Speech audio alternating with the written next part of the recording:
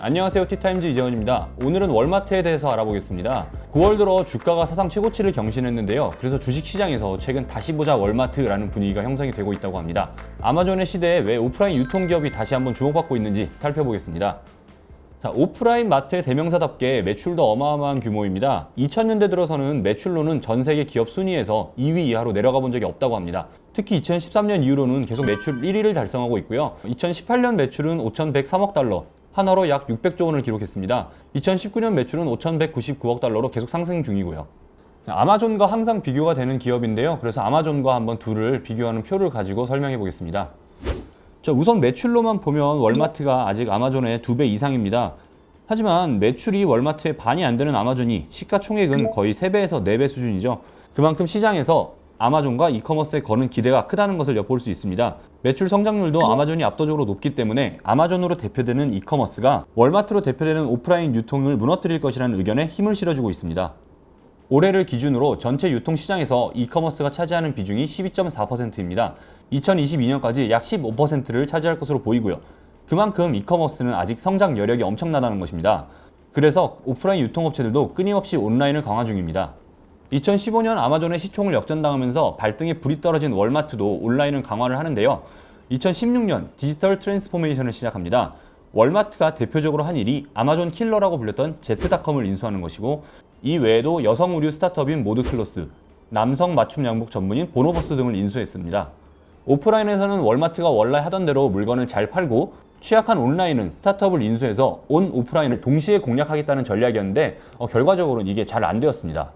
자, 이후 월마트는 온라인 전략을 재정비하는데요. 최근에 그 성과가 제대로 나타나고 있다고 합니다. 시장이 다시 관심을 가지는 것도 이런 이유 때문이고요. 올해 8월 발표한 실적에서 이커머스 실적이 전년 동기 대비 97% 성장합니다. 전체 매출에서 이커머스 매출 비중도 2017년 5%에서 2020년 11%로 늘어났고요. 이커머스 시장 점유율도 1분기 4%에서 2분기 5.8%로 성장합니다. 덕분에 이베이를 제치고 시장 2위로 올라섰습니다. 2016년 디지털 트랜스포메이션을 시작했을 때 이커머스 점유율이 약 2%였는데요. 그래서 그때와 비교하면 별로 안 늘어난 것 아니냐 이렇게 물어보실 수도 있는데, 봐야 할 것은 지금 보여드리는 그래프처럼 아마존의 점유율이 줄어든 만큼 월마트가 성장했다는 것입니다. 그래서 월마트가 아마존의 점유율을 그대로 뺏어온 것이죠. 자, 그래서 월마트가 이제 테크 기업이 됐다 이런 얘기들이 나오는데요. 한번 실패했던 월마트가 바뀔 수 있었던 이유는 과거처럼 온라인 따로, 오프라인 따로 운영하는 것이 아니라 오프라인을 가운데 두고 온라인을 얻는 방식의 전략을 구사했기 때문입니다. 그 전략들을 자세히 한번 분석해 보시죠. 자, 제트닷컴 전략이 실패로 끝난 뒤에 월마트는 고민을 많이 합니다. 우리의 강점이 뭘까? 그 결과는 바로 오프라인 매장이었습니다. 월마트는 미국에만 약 5천여 개의 매장이 전 국토에 걸쳐서 촘촘하게 깔려 있다고 합니다. 이런 오프라인 매장의 장점을 극대화한 솔루션을 개발해내는데요. 그게 바로 이커머스 강화에 오프라인 매장을 거점으로 이용하는 전략입니다. 자, 온라인 쇼핑을 강화하면 자연스럽게 배송에 대한 고민이 시작이 됩니다. 특히 오프라인 마트들은 물류 센터에서 매장까지는 그 시스템이 굉장히 잘 되어 있는데, 라스트 마일, 즉 매장에서부터 고객의 집 앞까지 가는 그런 구간에서는 아마존만큼의 경쟁력을 확보하기가 힘듭니다. 그래서 등장한 게 월마트의 커브사이드 픽업인데요. 클릭 앤 콜렉트라고도 부르는 방법입니다. 핵심은 온라인으로 주문하고 매장에서 받아오는 방식이에요. 주차장에 픽업존을 만들어서 직원들이 실어주기도 하고, 소량의 경우에는 매장에 그냥 들어가서 그냥 가지고 나오면 되기도 하고요. 그런데 픽업만 하면 고객들이 굳이 물건을 가지러 올 이유가 없죠. 그래서 매장에 와서 픽업을 해가면 할인을 해줍니다. 특히 쇼핑한 품목의 무게가 무거우면 무거울수록 할인율이 커지는데요. 야, 이게 어떻게 가능하냐라는 생각이 드실 수 있는데, 이게 가능한 게 그 라스트 마일의 배달 비용이 가장 큽니다. 물건이 없어지기도 하고 파손되기도 하기 때문이죠. 그래서 고객들이 배송을 해주니까 거기 들어가는 배송비만큼을 할인해주겠다, 그런 전략입니다. 이런 전략도 오프라인 매장이 많으니 가능한데요. 미국인의 90%가 월마트에 약 10마일, 즉 16km 이내에 거주한다고 합니다. 그래서 출퇴근길에 픽업하기가 어렵지 않고요. 덕분에 자동으로 당일 배송 효과도 생깁니다.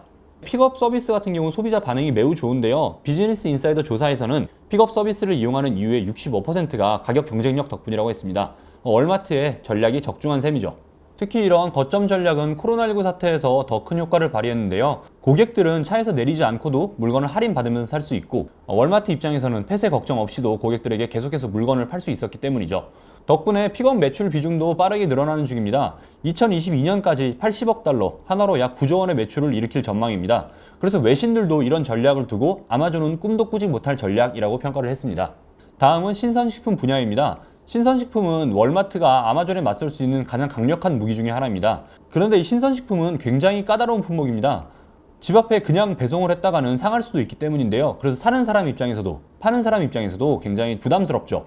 지금 보시는 자료처럼 2017년도만 해도 미국을 기준으로 고기를 비롯한 식료품을 온라인으로 사는 사람은 거의 없었습니다. 하지만 신선식품 분야는 이커머스에서 굉장히 중요한 부분인데요. 아직 침투율은 낮지만 고성장이 예상되어 있습니다. 2025년에는 전체 식료품의 20%가 온라인으로 거래될 것이라고 전망이 되고요. 반복 구매가 일어나기 때문에 소비자를 잡아두는 락인 효과도 굉장히 큽니다. 그래서 아마존도 이 신선식품에 많은 공을 들이고 있습니다. 자, 이 신선식품 시장을 잡으려면 소비자 근처에 인프라를 구축하는 게 핵심입니다. 결국에는 배송 거점 싸움이 되는 건데요. 그래서 아마존도 2017년 홀푸드 마켓이라는 유통 체인을 인수를 해서 거점을 마련하기 시작했습니다. 하지만 월마트는 기존 거점을 활용하기만 해도 되는 상황이죠. 우선 식료품 폐기율 관리 노하우가 있고 안정적인 공급 등 물류라인 구축이 되어 있습니다. 그리고 소비자 근처까지 가져다 둘 수 있는 매장도 깔려 있고요. 실제로 인프라 차이를 비교해보면 월마트의 경우 거의 4,700개의 매장이 있는 반면 아마존의 홀푸드 마켓은 약 480개의 매장밖에 없습니다. 월마트가 거의 10배 가까이 많은 셈이죠. 이런 인프라 차이 때문에 식품 이커머스에서는 이미 월마트가 아마존을 압도하고 있고요. 2022년까지 월마트가 전체 식료품 이커머스 시장의 30%를 점유할 것으로 예상된다고 합니다. 월마트가 9월 15일부터 시작한 멤버십 제도, 월마트 플러스 역시 매장을 기반으로 온라인을 강화한다는 이 전략의 연장선에 있습니다. 아마존의 멤버십인 아마존 프라임을 겨냥해서 만들었는데 둘을 좀 비교해서 보겠습니다. 자, 둘이 비슷한 점은 무료 배송 서비스이죠. 하지만 그 외 서비스들은 조금 다른데요. 월마트는 주유소, 약국 할인을 제공합니다. 주유소는 월마트 근처에 있는 주유소고 약국은 월마트 안에 입점해 있습니다. 그리고 월마트의 스캔앤고 서비스는 계산대를 가지 않고 앱으로 바코드를 찍으면 자동으로 결제가 되는 시스템인데요. 모두 월마트 매장에 와야 경험할 수 있는 서비스들입니다. 결국 멤버십도 오프라인 중심으로 돌아간다는 것을 알 수가 있습니다. 자, 이 말은 오프라인 매장은 유지하고 IT 기술로 쇼핑 경험을 개선해서 고객들을 락인한다는 전략입니다. 아마존 프라임과 비슷한 듯 하지만 근본 철학이 조금 다른 월마트의 멤버십에 대해서 월가의 투자자들은 굉장히 많은 관심을 나타내고 있습니다. 매장을 거점으로 한 전략은 이렇게 진행되고 있고요. 월마트도 온라인몰 강화를 굉장히 신경을 쓰고 있습니다. 월마트는 2000년부터 월마트닷컴을 열고 온라인몰을 운영하고 있었는데요. 하지만 월마트는 온라인도 직매입 구조로 운영했습니다. 그래서 아마존에 비해서 상품 수가 훨씬 적을 수밖에 없었죠. 취급 품목만 봐도 2019년을 기준으로 아마존은 셀러 300만 명이 3억 종 이상을 제공하고 있고요. 월마트는 셀러 3만 5천여 명이 7,500만 종의 물건을 취급하고 있습니다. 아마존이 약 4배 이상 더 많은 셈이죠. 외신에서도 아마존의 최강 무기는 셀러 기반의 오픈마켓이라고 평가할 정도로 이런 오픈마켓은 굉장히 강력합니다. 그래서 아마존에 대항하기 위해서 월마트도 사실 2009년부터 오픈마켓으로 전환을 했고요. 최근에는 셀러들을 불러 모으는데 더 공을 들이고 있습니다. 그 방법 중 하나가 풀필먼트인데요. 풀필먼트는 상품의 입고, 보관, 포장, 출고, 배송, 교환, 반품 등 모든 과정을 대신 처리해주는 서비스입니다. 입점한 셀러들은 물건을 만들고 팔기만 하면 됩니다. 이 서비스는 올해 2월부터 시작했는데요. 비식료품 영역에서 더 많은 셀러들을 불러 모을 수 있을 것으로 전망합니다. 올해 6월부터는 쇼피파이와도 협력 중입니다. 쇼피파이는 중소상공인들이 온라인 쇼핑몰을 만들 수 있도록 지원하는 업체인데요. 한국으로 치면 네이버 스마트 스토어 혹은 카페24와 비슷하다고 생각하시면 됩니다. 월마트는 쇼피파이 판매자들이 월마트몰에서도 물건을 판매할 수 있도록 도와주는데요. 풀필먼트까지 제공하고 월마트는 수수료만 받는 시스템입니다. 쇼피파이에는 130만 명의 판매자들이 있는데요. 이 판매자들을 월마트몰로 끌어올 수 있으면 월마트의 그런 제품군을 좀 늘릴 수 있다는 판단입니다. 그리고 온라인 강화 소식이 최근 하나가 더 있었죠. 바로 월마트의 틱톡 인수 참여입니다. 미국에 설립될 틱톡 글로벌의 지분을 약 7.5% 월마트가 가져갈 예정인데요.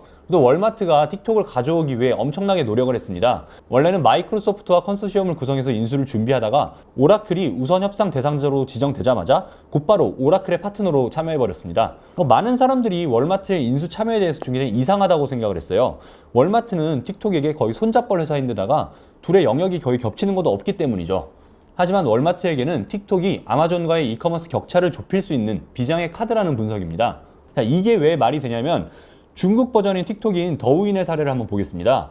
더우인에서는 판매자가 올린 영상이나 스트리밍을 보다가 그 물건이 마음에 들면 그냥 클릭을 하면 더우인 플랫폼에서 구매가 가능하거나 아니면 판매자의 사이트로 넘어가게 됩니다. 이런 판매 방식을 라이브 스트리밍에 커머스를 더했다고 해서 라이브 커머스라고 하는데요. 짧은 동영상 콘텐츠에 온라인 쇼핑을 결합한 모바일판 홈쇼핑이라고 생각하시면 되겠습니다. 더우인의 월간 사용자는 약 5억 명인데요. 리서치 회사 번스타인의 조사에 따르면 더우인의 라이브 커머스를 통한 거래 규모가 약 1,400억 달러, 166조 원에 달한다고 합니다. 월마트 역시 이런 틱톡의 라이브 커머스를 이커머스 점유율 확대에 지렛대로 사용하겠다는 계산입니다. 월마트가 틱톡에 관심을 갖는 또 다른 이유는 새로운 고객층이 될 Z세대의 데이터를 확보할 수 있기 때문입니다. 틱톡의 이용자 70%가 16세에서 25세 사이라고 하는데요. 틱톡을 잡으면 이런 온라인 쇼핑에 익숙한 Z세대와 밀레니얼 세대에 접근할 수 있습니다. 이 데이터를 바탕으로 패션, 미용 등 다양한 분야로 사업을 강화할 수 있습니다. 그리고 고객의 평균 연령을 낮춰서 젊은 브랜드로 변신할 수도 있습니다. 월마트는 틱톡도 굉장히 열심히 하고 있는데요. 2019년 9월에 계정을 열었는데 1년 만에 팔로워가 19만 명이 넘었습니다. 직원들이 월마트에서 파는 물건을 가지고 노는 영상이나 파격 할인의 기쁨을 표현한 딜 드롭 댄스 컨텐츠로 인기를 많이 끌었는데, 특히 2019년에는 블랙 프라이데이 기간에 딜 드롭 댄스를 잘 춘 사람을 뽑는 이벤트를 열었는데, 이 해시태그를 단 영상의 총 조회수가 38억 회를 넘었다고 합니다. 비즈니스 인사이더는 이런 현상에 대해서 21세기 최고의 크로스오버다 이렇게 평가를 했을 정도고요. 그래서 이런 구독자를 기반으로 라이브 커머스를 진행한다면 월마트도 온라인 시장에서 꽤 많은 파괴력을 가질 수 있을 것이라는 전망입니다. 자, 그래서 정리하면 공룡 월마트가 체질 개선을 하고 이커머스 시장에서 아마존의 강력한 경쟁자가 될 수 있도록 만든 것은 오프라인 따로, 온라인 따로 하는 강화가 아니라 오프라인 매장을 기반으로 온라인 생태계를 확장해가는 이런 전략 덕분이었습니다. 이런 전략이 적중했고, 그래서 아마존과 월마트의 진검승부에 대한 기대감이 점점 높아지고 있습니다. 여러분들도 이 진검승부를 흥미롭게 봐주시길 바라고요. 저는 또 다른 기업 이야기로 돌아오겠습니다. 오늘도 재밌게 보셨다면 구독, 좋아요 부탁드리겠습니다. 감사합니다.